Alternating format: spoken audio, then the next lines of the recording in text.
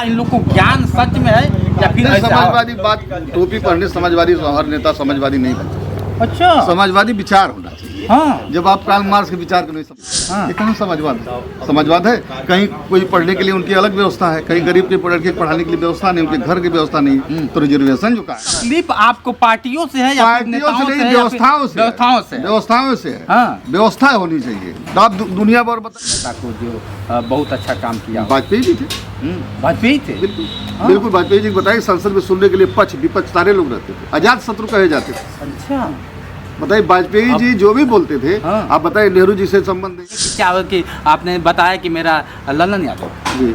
लल्लन यादव नाम है, तो लोगों को लगा कि ये सफाई होगा। नहीं, इसलिए सफाई मैं से नहीं, पूछ मतलब गया। देखिए हाँ, देश हर लिबाज में कोई नेता नहीं होता है। ये भारत का मूल अधिकार है कि हम नागरिक हैं तो बोलेंगे, और बोलने के लिए दमदारी चाहिए, और दमदारी के साथ अगर बात करते हैं तो बोलने के लिए संविधान हमारा देता है कि मौलिक अधिकार है, और मौलिक अधिकार का मेरा कोई हनन नहीं कर सकता है। ये मत समझिएगा कि हम माननीय आप देख रहे हैं मुलायम सिंह के मूर्ति के अगर नीचे बैठे हैं तो कोई समाजवादी होगा। समाजवादी से हमारा कोई ताल्लुकात नहीं है, ना किसी राजनेता से हमारा ताल्लुकात है। ताल्लुकात है तो इस समाज से और यहाँ समाज के लोगों से। अगर समाज पे कोई विडंबना होती है, समाज पे अगर कोई आवाज़ उठाता है तो उसके लिए हम एक प्रतिक्रिया बन के जरूर आएंगे आपके सामने। हमारे बीच में एक ऐसे नागरिक मिल गए इस भारत के जो कहते हैं कि समाजवादी बनने से पहले समाज के बारे में जान लो। तो जिनसे ही प्रतिक्रिया जानते हैं कि हकीकत क्या है। पहले तो स्वागत है सर आपका। क्या नाम हुआ आपका? लल्लन यादव। लल्लन यादव जी हैं। अब बताया ना कि इनको नेता मत समझिएगा, ये नेता हैं भी नहीं, ना किसी पार्टी से है ना किसी, हाँ, लेकिन ये जिस तरह से बात करते हैं बड़ा अच्छा लगता है। किस तरह से अगर बात कर लिया जाए, लोग अपने आप का मौलिक अधिकार नहीं समझ पाते और चिल्लाने लगते हैं कि मैं समाजवादी हूँ, तो मैं भाजपा का हूँ, तो मैं सुभाषपा का हूँ, तो तरह तरह के इन ऐसे लोगों पर आपकी प्रतिक्रिया क्या रहेगी सर? सर देखिए, नेता बनने के लिए सारे लोग बन के घूम रहे हैं, ठीक? हाँ। लेकिन परिभाषा उनकी नहीं मालूम है। समाजवाद की परिभाषा क्या है, समाजवाद में होना क्या चाहिए। अच्छा। अभी शैक्षणिक देखा जाए, हाँ। शिक्षा का स्तर देखा जाए, हाँ। तो लोगों के बारे में तो कम से कम जानिए, तो पढ़िए, जानिए हमारा क्या अधिकार है, मेरा मौलिक अधिकार क्या है, बिल्कुल मैं कितना स्वतंत्र हूँ, मुझे क्या करना है क्या नहीं करना। बिल्कुल सर, ये सारी चीज जानकारी होनी चाहिए जी बिल्कुल। ठीक है। जब आप एक वक्ता हो तो लोगों को बताओ जी बिल्कुल। जो अनभिज्ञ आदमी उनको बताना चाहिए। यहाँ जो बोलने लगेगा वो नेता हो जाएगा। बोलने से क्या मतलब है? नहीं, जैसे हमारा जो दर्द है, हाँ। ये बात न विधानसभा तक पहुंचती न लोकसभा तक पहुंचती। बिल्कुल। जिस प्रतिनिधि को हम चुन के भेजते हैं बिल्कुल। वो हमारी व्यथा तो कम से कम कहे। बिल्कुल सर, बिल्कुल। अगर हमारा प्रतिनिधि जाके वहाँ पर बिकता है तो तो हमारी बात कौन सुनने वाला, कौन कहने वाला है, किससे कहा जाएगा? ये झुंड जाएगा विधानसभा में कहने के लिए, लोकसभा में कभी नहीं, कभी नहीं, एकदम राइट। तो हमारे बच्चों की जो पढ़ाई है, ठीक है, जहाँ बेरोजगारी है, अभी जान लीजिए जो कोई बड़ा नेता हो, जिस तरह से बड़ा नेता इस तरह से बोलते हैं 15 लाख रुपए आपके खाते में, इतना अंतर गरीबी और अमीरी, ठीक है। और एक अभ्यक्त जो है गरीब, एक आदमी बहुत अमीर, ये कहाँ समाजवाद है? समाजवाद है कहीं कोई पढ़ने के लिए उनकी अलग व्यवस्था है, कहीं गरीब के पढ़ाने के लिए व्यवस्था नहीं, उनके घर की व्यवस्था नहीं, तो रिजर्वेशन जो कायम हुआ तो उसको कायम आप रखिए और सबको मिलना चाहिए। नहीं मिलेगा तो शैक्षणिक और सामाजिक सद्भाव हो ही नहीं सकता है, बहुत अंतर हो जाएगा। देख लीजिए, बहुत बड़ा खुलासा है कर रहे हैं, जिसमें आपको अपने आप को चिल्ला चिल्ला के चीख चीख के कहते हैं कि मैं समाजवादी हूं और समाज के लिए कर रहा हूं। तो तमाचा एक है, और ऐसे नागरिक अगर हमारे देश में रहेंगे तो अपने अधिकारों के लिए आवाज़ उठाएंगे। कभी कभी लगता है सर कि लोग चाह कर भी कुछ नहीं बोल पाते हैं, समझ नहीं पाते हैं, और अगर जो जानता है वो भी जहाँ बोलना नहीं बोल पाता है, तो उनके लिए क्या? सर देखिए, बोलने की बात अलग है, समझने की बात अलग है, लेकिन उस व्यथा को जब अंदर आप फील करोगे कि हम किस कंडीशन में पढ़ाई किए, हमको अगर रोटी नहीं मिली है, भोजन नहीं मिला है, हमको कपड़ा भी देखना है, भोजन भी नहीं मिला है, अब वो सर पे छत भी नहीं है, ऐसी स्थिति में हमारी पढ़ाई कैसे हो पाएगी? बिल्कुल बिल्कुल। ठीक, अगर घर टपक रहा है, बिल्कुल सर। अब आप कह रहे रिजर्वेशन नहीं तो हम उनके बराबर कैसे चल पाए? कोई भी अगर है तो हमको भी उसकी बराबरी होने के लिए हमको रिजर्वेशन है। जिस दिन रिजर्वेशन बराबर हो गया, जिस दिन पढ़ाई लिखाई बराबर हो गई, सब लोग हमारा बराबर रिजर्वेशन खत्म कर दिए, कोई रिजर्वेशन पक्ष में नहीं है, ठीक है, कोई रिजर्वेशन के पक्ष में नहीं है। लेकिन हम कह रहे हैं, आज ये स्थिति देख रहे हैं, हम भैंस दूते हैं, गाय दूते हैं, गोबर फेंकते हैं, करने के बाद खेती करते हैं, फिर स्कूल जाते हैं, और रात को आने के बाद मच्छर काटता है, पढ़ाई हमारी ढंग से नहीं हो पाती। हमें भी जरूर 16 घंटा 14 घंटा पढ़ने का, हम भी पढ़ सकते हैं, लेकिन हमारी व्यवस्था ही नहीं है, कुपोषित है। डिजिटल युग में भी आप इस तरह से डिजिटल युग में बताया जा रहा है कि सारी व्यवस्था। आप घर का सर्वे कर लीजिए, आप बताते हो ना हम 5 किलो चावल दे रहे हैं, 10 किलो चावल दे रहे हैं, आप सर्वे करिए, चावल देने से क्या होगा? चावल आप दे रहे हो, भोजन उसमें क्या है, नमक है, तेल है, खाना बनेगा कैसे, कपड़ा लत्ता कैसे होगा? ऐसा नहीं कि 5, 10, 20 किलो में गरीबी दूर हो जाएगी, नहीं होने वाली है, नहीं होगी जब तक शैक्षणिक विकास नहीं होगा। क्या पीछे भागने की जरूरत, किसी नेता पीछे भागने की क्या जरूरत है? पहले हमारा अधिकार जानो भाई, अपना अधिकार जानो। अधिकार कोई जानता नहीं अपना है। यहाँ तो फोटो खिंचाने के लिए फोटो होड़ खींच लगी के क्या होगा? होड़ लगी फोटो रहती है। खींच के क्या होगा? हम कह रहे हैं बेरोजगार लोग बैठे हुए हैं, ठीक है, कोई वैकेंसियां निकली हैं? नहीं। आज यही आप देख लीजिए, बिहार में वैकेंसी निकली और यहीं के लोग जाके वहाँ नौकरी पाए। लोग अगर बात कर लिया जाए, सर आपसे बात कर लिया जाए, तो लोग कहते हैं कि मुद्दे की अगर बात करिए तो 3 मुद्दा होता है। अगर बात कर लिया जाए तो शिक्षा, स्वास्थ्य और बेरोजगारी। लेकिन इस पे कोई नेता है, किसी की मैं बात कर रहा हूँ, हर एक नेता आता है तो कहता है कि मैं गरीब का बेटा हूँ, हेलीकॉप्टर से आएगा और कहेगा भाइयों बहनों मैं गरीब का बेटा हूँ, और आप साइकिल से जाएंगे और कहेंगे ठीक है मैं वोट दे दूंगा, आप राजा हैं। ये कितनी सच्चाई है? देखिए सच्चाई ये नहीं है। देखिए जब तक हम कह रहे हैं जब तक शैक्षणिक विकास नहीं होगा, इसी तरह से लोग बहका के चले जाएंगे, ठीक है। आप देख लीजिए, हम लोग गांव के प्रधानी में चुनाव देखते हैं, नहीं हो पाएगी। इसी तरह से लोग आएंगे और वोट लेके चले जाएंगे और आपका एक भी काम होने वाला नहीं है, ठीक है।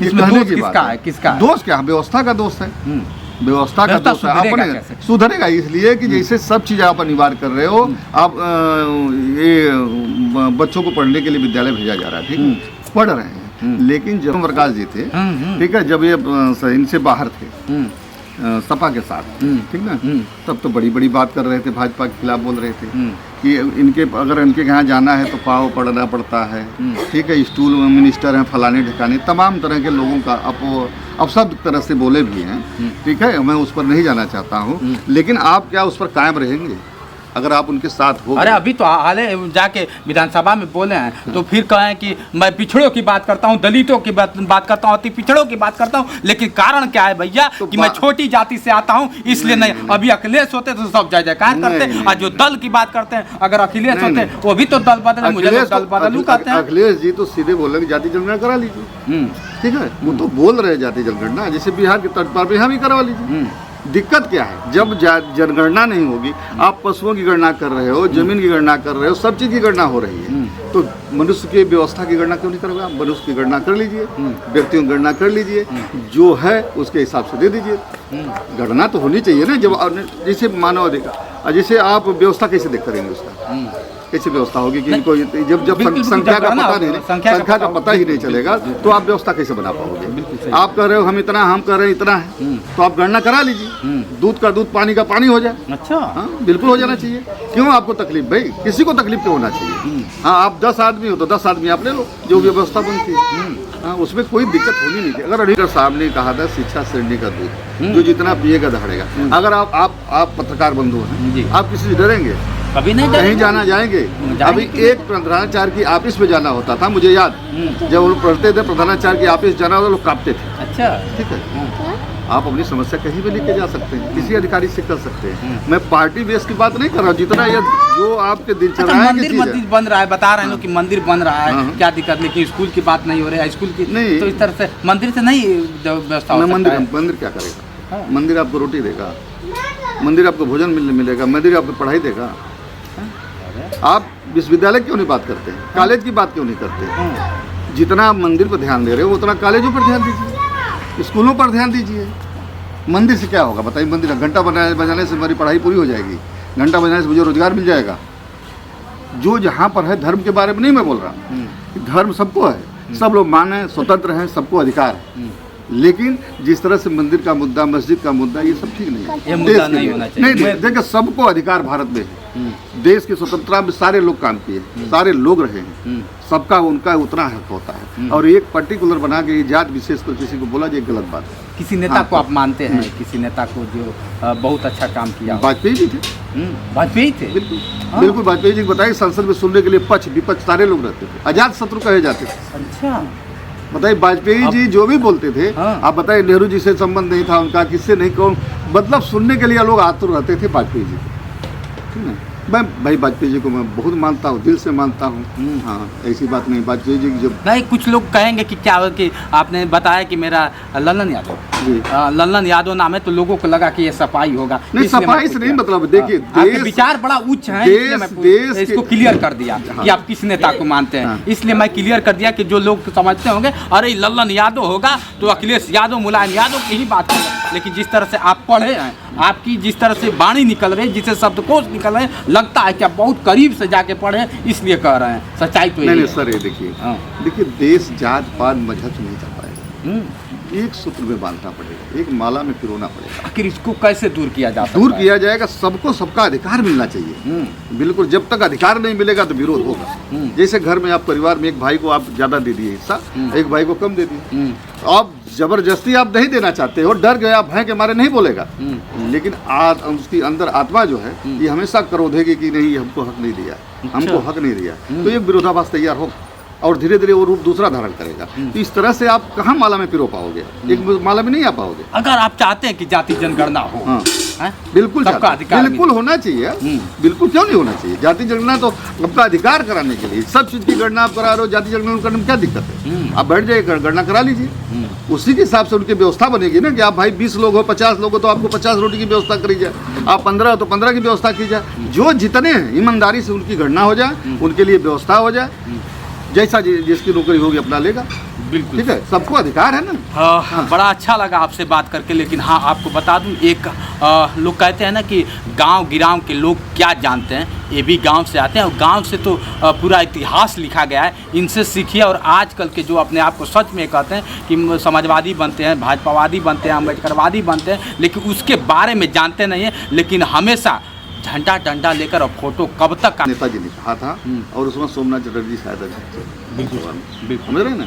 तो ये समाजवाद है कि उस पर भी ध्यान देना। आम आदमी रोड जो अर्श है, बिल्कुल फर्श है, अर्श तक पहुँचा आदमी है, तो फर्श के आदमियों को अगर आप कदर नहीं करोगे तो अर्श नहीं पहुँचोगे। बिल्कुल करेक्ट, ठीक है, करेक्ट। तो आपको सबको लेके चलना पड़ेगा। आप जैसे पर्टिकुलर देखा जाए कि आप मुख्यमंत्री बनाए, सब जातियों का लाए, उसमें लाए ना। हाँ। अब उनका रोल जैसा अभी लाए ना, बिल्कुल बिल्कुल ठीक है, जिसका नाम था उनको भी लाए, उनको भी मिला।